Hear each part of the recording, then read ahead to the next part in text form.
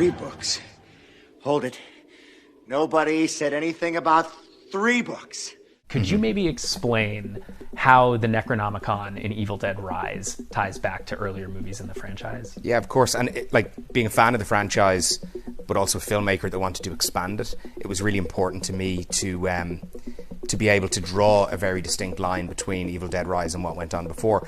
And it didn't need to be complicated because I didn't want to bury this movie down in the lore of old.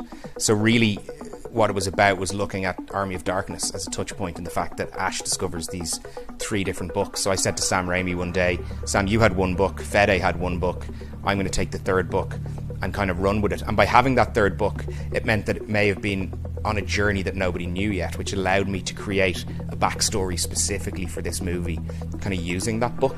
And then that gave me the freedom to tell a story in a very, very different location with a brand new set of characters. But there is a direct line back. This book is part of that collection.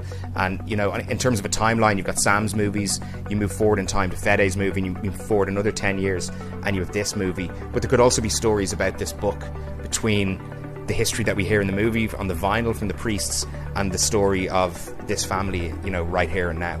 I'm very curious to know what Sam's reaction, Bruce's reaction was when you first kind of pitched them on having this be the sort of 3rd Lost Necronomicon. What was their reaction to that? I think it was really positive. It was actually specifically just with Sam. We were out for like lunch. I think it was like the 2nd or 3rd time we'd met, and I was gently moving my way into the process and figuring out the story and kind of checking in with them if they were still happy with where I was taking it. But he just liked that idea because it's simple, and I said it also just opened up the idea of freedom of a 3rd book to really go somewhere else with it. To your mind, is there anything about this Necronomicon that works differently to the other 2? Do they sort of have any unique identity?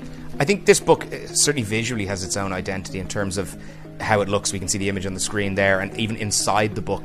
This one I feel like was written by someone even a little more depraved, because one of the things I wanted to do was make sure there was no blank space in the book. Bar the opening page where all scenes kind of calm and there's this simple illustration, and then you turn the pages into this kind of madness that's rolled out. But I always looked at it a little bit like it's like an inverse of the Bible, where it's the same story told different ways as per the Gospels. So it's got a very, very similar relationship, and it's calling forth the same forces, but the personality of the book itself and its behaviour, because I think this book, even in terms of how it behaves in the movie, it's, you know, when blood lands on it, there's a sense of a little bit of a life force or a pulse underneath the surface. So I think it's got a different personality and a different tone, but ultimately it's pointing towards the same dark forces. I'm curious to know if you have had any conversations with Sam and Bruce, or maybe even, you know, Jane and Fede, about how all of these disparate threads of the Evil Dead narrative could potentially come back together. Yeah, anything I think like that? It's definitely an interesting concept. It's in a way like Sam and Rob and Bruce. They're the overseers of that entire spectrum of movies. And as we're busy kind of promoting this movie and kind of riding the wave of this movie being out there and freaking people out, it's definitely like way off on the horizon. You know, it's certainly something.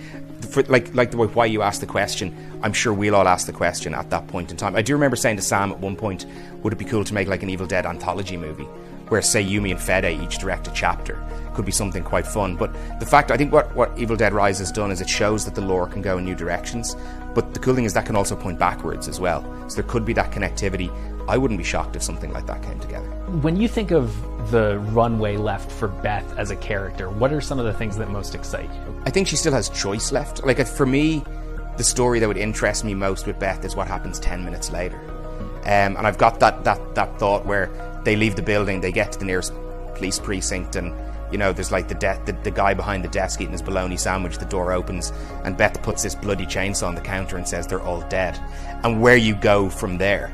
And in that slightly gallows humour way of how Evil Dead operates, I would quite like to put her through the mincer again, like 1 hour after she's gone through it. She doesn't get the relief of years. She doesn't get... One of the things I've been thinking about, it's good for characters in Evil Dead movies to not have the opportunity to get PTSD. Yeah. To just have them constantly getting hit with the onslaught. So that I think there is another story there potentially for Beth, but if it happens, I think it should happen 15 minutes later.